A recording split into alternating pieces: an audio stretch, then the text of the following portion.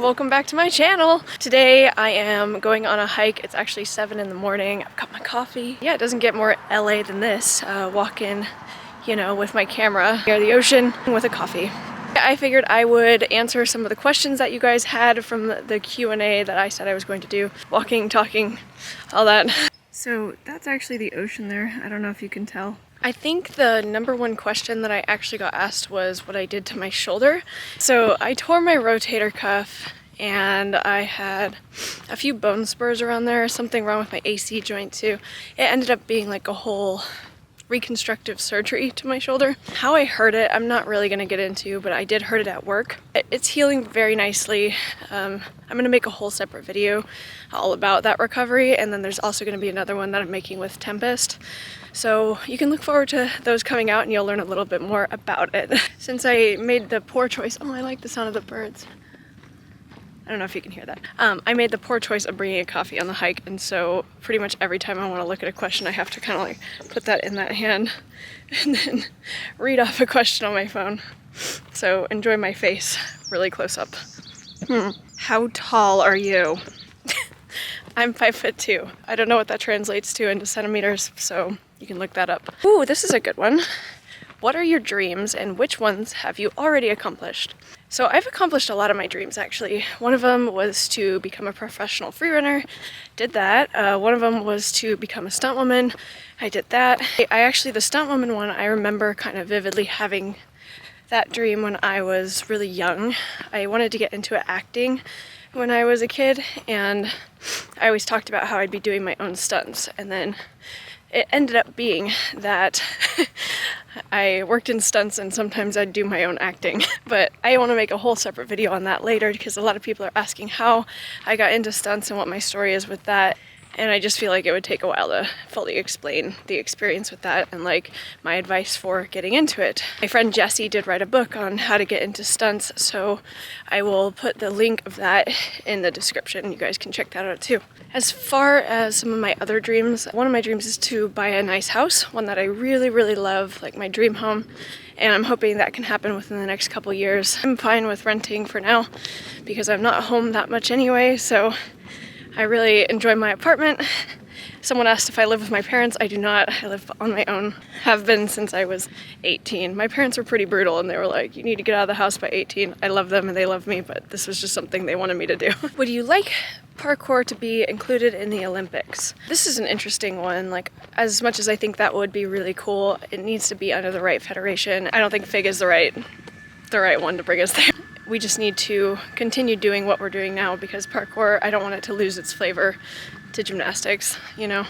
How can I get over the fear of doing a backflip on the ground? With anything that I do, I like to say that progressions are the main thing that you want to focus on. Do it in a gym first. Find a place that has some nice mats or a foam pit or something. Just start to get confident by doing it more and more.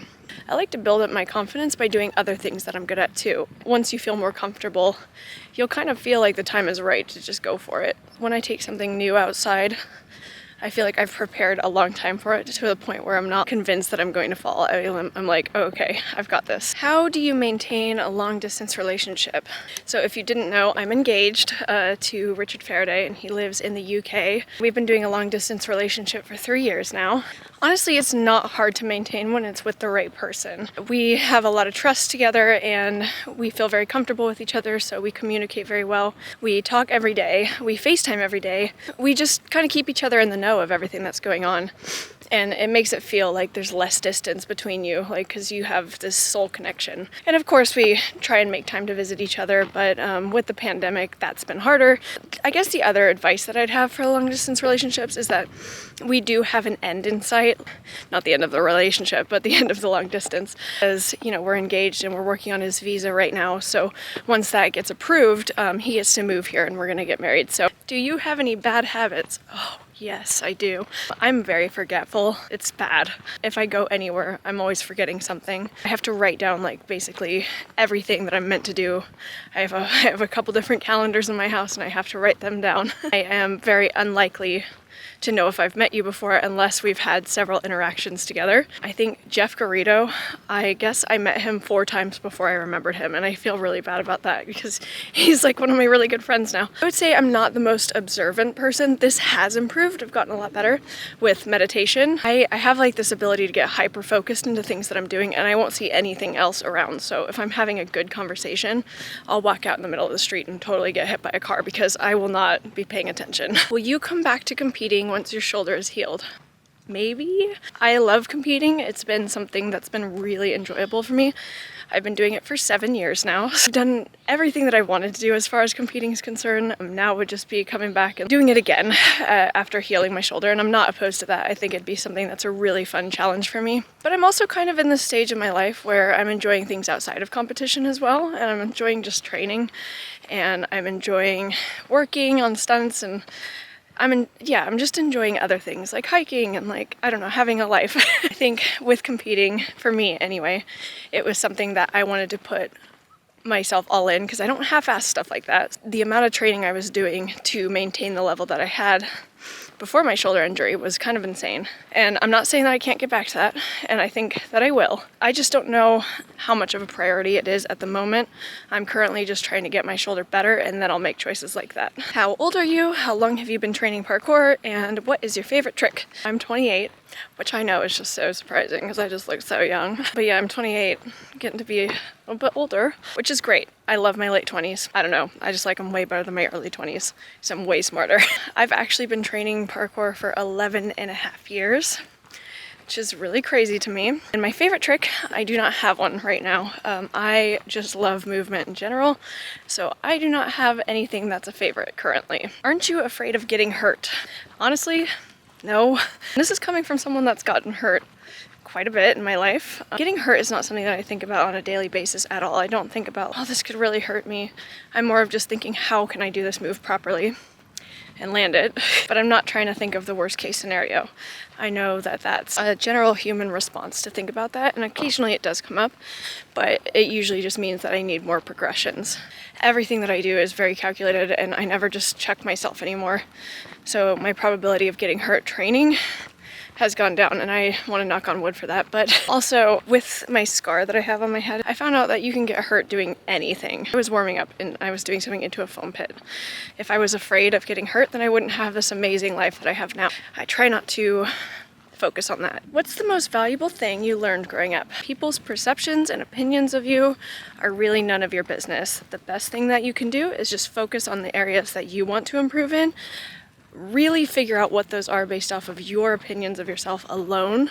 Stop worrying about the way other people perceive you. It just doesn't matter. Like, that's only going to hold you back. What was the coolest trip of your life? The La Flare Lace Up tour that we did back in 2018. We got in this big tour bus and traveled around the United States with a big group of guys. I was the only girl. Honestly, it was life-changing. I learned so much about myself on that trip. I met so many amazing athletes and got to train in really cool places and see more of my country. And I even started dating my future husband on that tour. What inspires you? Looking back on how far I've come. And I think about the 7-year-old me that was trying a bunch of different flips in the front yard of my parents' house, and I think about how proud she would be. I know that's super cheesy, but I do not care. This 7-year-old me was like fearless and was just not thinking about all the negative things that could happen. She was just genuinely believing that she could do anything. I try and keep that in mind 21 years later, that I'm still capable of anything, and I don't need to focus on all the bad things that could happen. I need to focus on what could come of this and like the opportunities that could come up by just following my excitement. Did you ever get any hate in the parkour community because of your gender? This is a hot topic right now, and I think it's really interesting to talk about. People that I know in person and train with, and they're all very supportive. I've gotten like some negative comments online. You know what? I just don't care. I think I've just gotten to a point in my life where I don't want to give that any of my energy, and there's no reason to. These people just want me to respond, and they want me to fight back, and I'm not going to do it because I don't owe them that. I also don't resonate with what they said. If you're a female in the parkour community and you're getting like negative comments or quote unquote hate, realize these people are just genuinely insecure, and they are trying to get a rise out of you because they feel bad about themselves. Mention in a podcast while after your head injury that you had gone more keto or primal as part of the recovery from that injury. Could you touch on the science behind that and why you've moved to a more plant-based diet now? 2017, I had a pretty bad head injury. I got knocked out. I was dealing with a lot of like post-concussion syndrome symptoms, like dizziness and headaches a lot. I saw a doctor for this and he actually recommended going on the keto diet for a while. I did it and I did it well and I researched the crap out of it. Definitely helped with the symptoms of that. I was on this diet for like 6 months and I started noticing that I had no energy and that I was constantly tired and I just felt heavy. Did some more research on it and found out that keto is great to solve a problem, but it's not necessarily good to do long term because it's really hard to sustain. So I started slowly adding carbs back in. I'm talking about healthy carbs. I don't like eat refined carbs or anything like that, but adding that back in, I had so much more energy and I was able to start doing harder workouts and harder training and I got a lot better. I think it's really just important to pay attention to your body, do what feels right for you. And then in 2019, I started struggling every time I ate meat. I just wasn't able to stomach it. It would make me feel kind of sick. So I started just kind of cutting back on it. Over time, it just became eating less and less meat. And I still ate fish for a really long time. Again, I still do eat fish every once in a while, but I've just gotten to a place where I'm not doing any specific diet. I'm listening to my body and feeling things out. It seems to work really well for me. What do you find the hardest mental block is and how do you get past it? Oh my god, I'm sorry, I butchered that question. I had one actually the other day. I'm training like this stride that I've done before and it was easy the first time I did it. Because I'm coming back from this shoulder injury, I don't know where my power is and I don't know like what I'm actually capable of doing. So it's been kind of scary relearning how to do things. I had this mental block with it. I just continued to work up progressions to doing it, but then I positioned myself differently for my run up.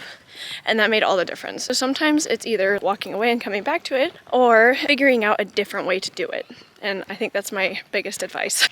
There's the ocean again. It's so hard to see. Thanks guys so much for watching. I think I answered enough questions for today. And if you have more, you can always just ask them in the comments and I'll try and respond back to as many as I can. Really appreciate it. Have a great day.